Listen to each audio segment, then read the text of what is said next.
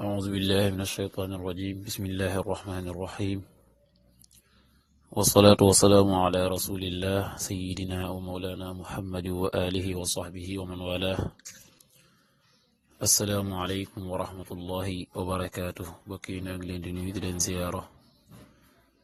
دي لين بالو حق دي لين بال حق دي لين ñaanal jàmm waaye itam di sàkku ci ngeen ñaanal nu ko di ñaanit borom bi tabaraka wa taala mu defal na tawfiq bol nit defal ndimbal bokk nu dikkaat ak yéen ci xadiisu bis bi mu di xadiisul yawmi mu dina ko baaxoo di ànd ak yéen su jot seen mbokk Cheikh Mbaye Seck di ko ànd ak yéen an abi hurayrata radiyallahu anhu anna rasulallahi sallallahu alayhi wa sallam qaal man xalafa ala yaminin fa raa gayraha xayran minha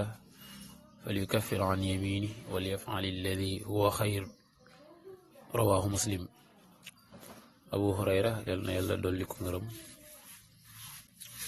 mooy wax na yonent bi sallallahu alayhi wa sallama nee na man xalafa ala yaminin koo xam ne waat nga ca ngiñ fa raa gayraha te mu gis leneen xayran minha lu gën ci ngiñ loolee fal yukaffir na kafaara an yaminihi ci ngiñam la wal yaf'al alladi te mu def la nga xam ne huwa xayru moo gën koo xam ne danga waat ci war a def dara te loolee nga waroon a def gis nga lu ko gën bu boobaa sa waat googee nga waatoon ci fas yéene def loolee dangay bàyyi loolee te def la gën mu mel ne kon waat bëgg a def dara rek te la nga bëgg a def nekkul lu gën waaye tax waat ga nga waat tax nga bëgg a sax ca def loolee nga xam ne gënul te nga gis la gën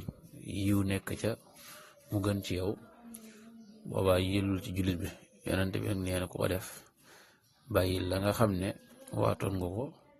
kafaara ko itam te def la nga xam ne moo gën tax mu ne wal yukaffir an yamini wal yaf'al allazi huwa xayr te mu kafaara wala si ngiñam loole te def la nga xam ne moo gën kon lu waay mën di waat bëgg koo def bu mu ca doog rek bëgg koo def te fekk lii moo gën lii moo itam